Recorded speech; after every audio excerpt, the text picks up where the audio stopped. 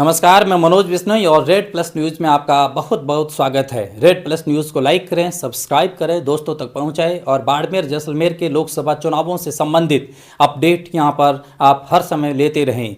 ये हमारा चैनल है, हम कहते हैं कि इस चैनल को लाइक करें, सब्सक्राइब करें, दोस्तों तक ज़रूर पहुँचाएँ।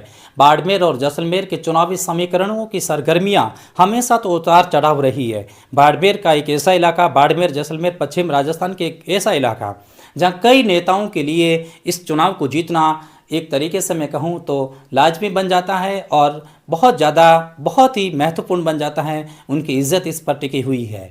लेकिन इन सब के बीच में राजस्थान के सबसे बड़े जिले की पहचान रखने वाला बाड़मेर जिला, वैसे तो ये कांग्रेस का गढ़ है, लेकिन लगातार 2 बार से यहाँ काबिज बीजेपी 2024 के चुनाव में हैट्रिक लगाने के लिए भारी भरकम मेहनत कर रही है। वहीं 2014 के चुनाव से ही बाहर हुई कांग्रेस एक बार फिर से यहाँ अपने चुनावी ज़मीन को तलाशने का प्रयास कर रही है। इस लोकसभा सीट पर 1977-1989 के चुनाव को छोड़ दिया जाए तो यहाँ 1967 से 1999 तक कांग्रेस लगातार जीतती रही है। वहीं पहली बार ये सीट साल 2004 में बीजेपी की झोली में गई थी, जो अब तक है। देश की आज़ादी के साथ ही अस्तित्व में आई ये बाड़मेर जैसलमेर की लोकसभा सीट पर पहला चुनाव 1952 में हुआ था। उस समय स्वतंत्र उम्मीदवार भवानी सिंह यहाँ से सांसद बने थे। फिर 57 के चुनाव में स्वतंत्र उम्मीदवार रघुनाथ सिंह बहादुर चुने गए। 62 के चुनाव में राम राज्य परिषद के तन सिंह ने यहाँ से विजयश्री का वर्णन किया। फिर 67 के चुनाव में पहली बार कांग्रेस की झोली में ये सीट आई। उस समय एक नाहटा यानी कि अमृत नाहटा नामक एक व्यक्ति सांसद बने थे।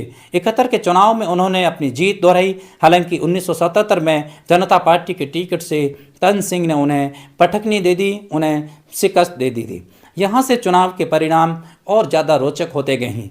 इसके बाद 1980 और 1984 के चुनाव में कांग्रेस के वृद्धिचंद जैन यहाँ से लोकसभा पहुँचे। 1989 के चुनाव में इस सीट पर जनता दल के कल्याण सिंह कालवी जीते। लेकिन 1991 में हुए अगले ही चुनाव में रामनिवास मिर्धा ने ये सीट जीतकर कांग्रेस की झोली में डाल दिया। फिर 1996, 1998 और 1999 के चुनाव में ये सीट कांग्रेस को मिलती रही। सन 2004 में पहली बार यहाँ से बीजेपी के मेजर मानवेंद्र सिंह जसोल जीते। लेकिन 2009 के चुनाव में एक बार फिर से कांग्रेस के हरीश चौधरी ने ये सीट जीत करके उनसे झटक ली। हालांकि 2014 के चुनाव में इस सीट को वे बचा नहीं पाए और बीजेपी के कर्नल सोनाराम चौधरी यहाँ से संसद पहुँचे। 2019 में बीजेपी के ही टिकट पर यहाँ से कैलाश चौधरी चुने गए नेता यानी कि सांसद चुने गए थे और जनता ने उन्हें बम्पर मतों से जितवा करके दिल्ली भेजा। लेकिन इस बार इनकी राहें आसान नहीं है। बीजेपी को बड़ा झटका देते हुए यानी कि आरएलपी को भी बड़ा झटका देते हुए कांग्रेस के लीडर हरीश चौधरी ने बुद्धिमत्ता का परिचय भी देते हुए एक जबरदस्त खेल कर दिया।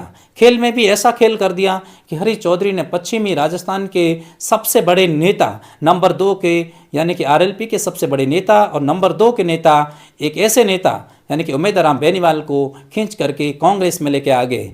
राष्ट्रीय लोकतांत्रिक पार्टी के नेता उमेदराम बेनीवाल को कांग्रेस में ज्वाइन करा करके बीजेपी के लिए भी हरीश चौधरी ने मुश्किलें खड़ी कर दी।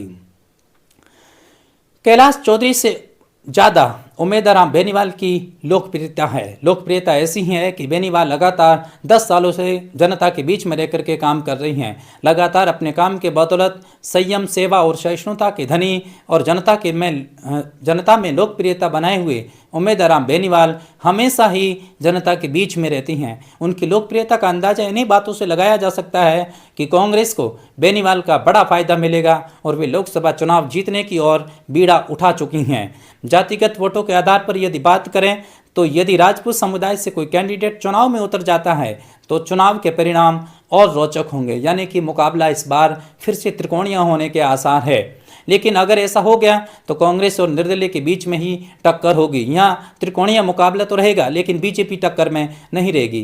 भाजपा यहाँ एक बार फिर से हताश और निराश रहने वाली है, पुराने रिकॉर्ड को दोहरा सकती हैं। बायतू विधानसभा चुनाव में 1.5 लाख से अधिक मत प्राप्त करने वाले दोनों कैंडिडेट एक हो चुके हैं। यानी मैं बात उमेदराम बेनीवाल और हरीश चौधरी के लिए ही कर रहा हूँ, उन्हीं की कर रहा हूँ। इतने मत यदि अलग कर दिया जाए तो कांग्रेस को बायतू में बड़ी लीड मिलेगी और बीजेपी इन लीड में पिछड़ जाएगी। हेमाराम चौधरी के दबदबे वाली गुड़ामालानी की सीट में भी कांग्रेस के आगे रहने की भारी संभावना जताई जा रही है। लगभग 3 लाख मुस्लिम मतदाताओं के मत में अधिकांश मत कांग्रेस की ही ओर जाते दिख रही हैं। बाड़मेर और जैसलमेर संपूर्ण की मैं बात कर रहा हूँ, यहाँ बीजेपी पिछड़ती हुई नजर आ रही है। पोखरण से कांग्रेस के उम्मीदवार साले मोहम्मद ने इस विधानसभा चुनाव में 77,000 से अधिक मतों को हासिल किया था। ये मत कांग्रेस के कोर वोटर हैं, तो इनमें से एक भी मत कम होने के चांस नहीं है, यानी एक भी मत कम नहीं होना मतलब कांग्रेस की लीड का भी ये कारण है। इधर भाजपा छोटी मोटी मीटिंग कर रही है, लेकिन कल कल्याणपुर की तस्वीर को देख करके अंदाजा लगाया जा सकता है कि माननीय केंद्रीय कृषि मंत्री की कैंपेनिंग मीटिंग में 15-20 लोग से ज़्यादा लोग ही नहीं दिख रहे हैं। इससे भाजपा की धरातल स्थिति का अंदाजा इस तरीके से लगाया जा सकता है कि बीजेपी कितनी बैकफुट पर चुनाव लड़ रही है और भारी कहूँगा कि भारी मन से चुनाव लड़ रही है। कांग्रेस के नाव में सवार हो चुके बेनीवाल अब तक अपनी नाव को लेकर बाड़मेर नहीं पहुंचे हैं, लेकिन जब भी वे नाव लेकर बाड़मेर पहुंचेंगे कितनी भीड़ जुटती है कितनी नहीं, ये देखने वाली बात होगी।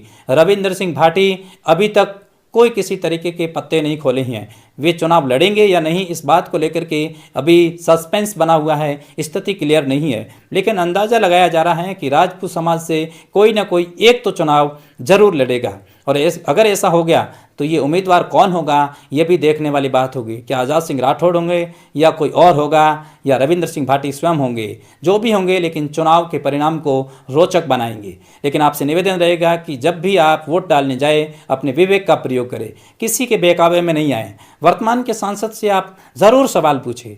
गुजरात से ट्रेन लाने की बात कर रहे थे, उनका क्या हुआ?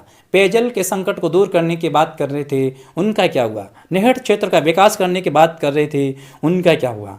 किसानों को लेकर के इंश्योरेंस कंपनी से बात करने का प्रयास कर रहे थे, उनका क्या हुआ? बेरोजगारों को लेकर के रोजगार देने की बात कर रहे थे, उनका क्या हुआ? वे बात कर रहे थे कि हरदम किसानों के संग रहेंगे, लेकिन एक बार भी नहीं पहुँचे, उनका क्या हुआ? आपके मन में ऐसे सवाल ज़रूर होंगे, आप उनसे ज़रूर पूछिएगा।